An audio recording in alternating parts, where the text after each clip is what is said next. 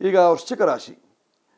ವೃಶ್ಚಿಕ ರಾಶಿಯವರಿಗೆ ದಶಮುಖ ಏಕಂ ದ್ವೇ ತ್ರೀಣಿ ಚತ್ವಾರಿ ಪಂಚ ಷಟು ಸಪ್ತ ಅಷ್ಟೌ ನವ ದಶ.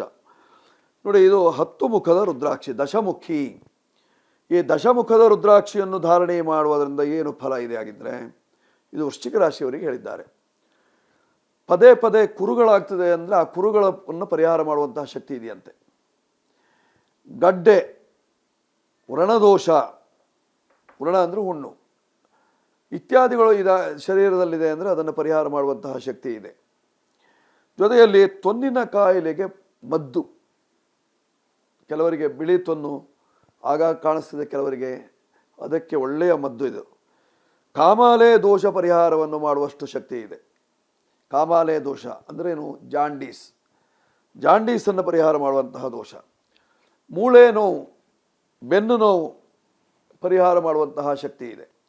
ಹಣಕಾಸಿನ ತೊಂದರೆ ಪರಿಹಾರವಾಗ್ತದೆ. ಸಾಲ ತೀರಬೇಕು, ಬೇಗ ಋಣಬಾಧೆ ಪರಿಹಾರವಾಗಬೇಕು, ಋಣ ಆಗಲೇಬಾರದು, ಸಾಲ ಇರಲೇಬಾರದು, ಈ ರೀತಿಯ ಯೋಚನೆ ಇದ್ದಂತಹ ವ್ಯಕ್ತಿಗಳು ದಶಮುಖಿ ರುದ್ರಾಕ್ಷಿಯನ್ನು ಧಾರಣೆ ಮಾಡುವುದರಿಂದ, 10 ಮುಖದ ರುದ್ರಾಕ್ಷಿಯನ್ನು ಧಾರಣೆ ಮಾಡುವುದರಿಂದ ನಿಮ್ಮ ಕಷ್ಟ ದೋಷಗಳೆಲ್ಲ ಪರಿಹಾರವಾಗ್ತದೆ.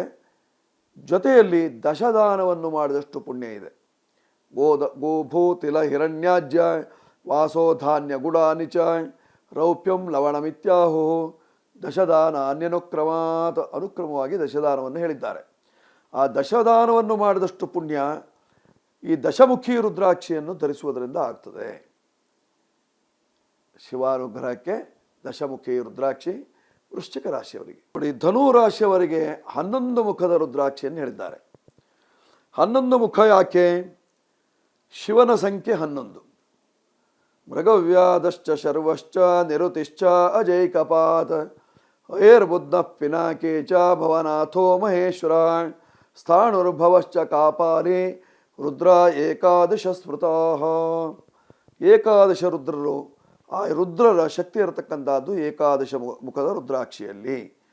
ಹೀಗಿರುವಾಗ ಏಕಾದಶ ಮುಖದ ರುದ್ರಾಕ್ಷಿಯ ಫಲವನ್ನು ನೋಡೋಣಂತೆ. ಯಾವ ರೀತಿಯಂತಹ ಫಲ ಇರ್ತದೆ? ಏಕಾದಶ ಮುಖ ನೋಡಿ, ಇಲ್ಲಿರ್ತಕ್ಕಂಥದ್ದು ಏಕಾದಶ ಮುಖ. ಇದು 11 ಮುಖದ ರುದ್ರಾಕ್ಷಿ.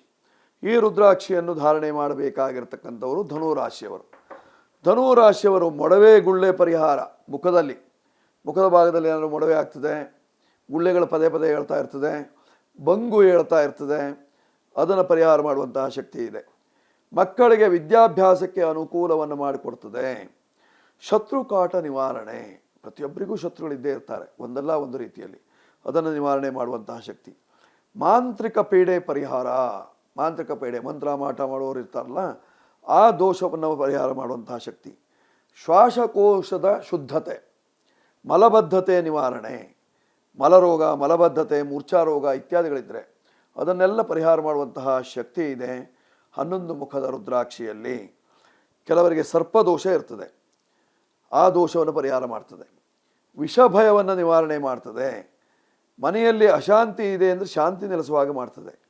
ವ್ಯಾಪಾರದಲ್ಲಿ ಲಾಭವನ್ನು ತರ್ತದೆ.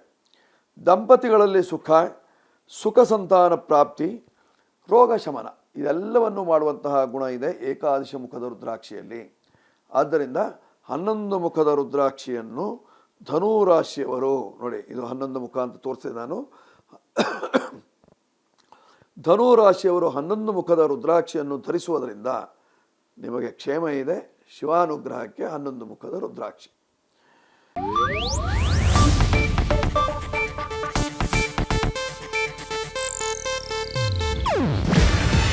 ಇದು ಏಷ್ಯಾನೆಟ್ ನ್ಯೂಸ್ ನೆಟ್ವರ್ಕ್ ಪ್ರಸ್ತುತಿ.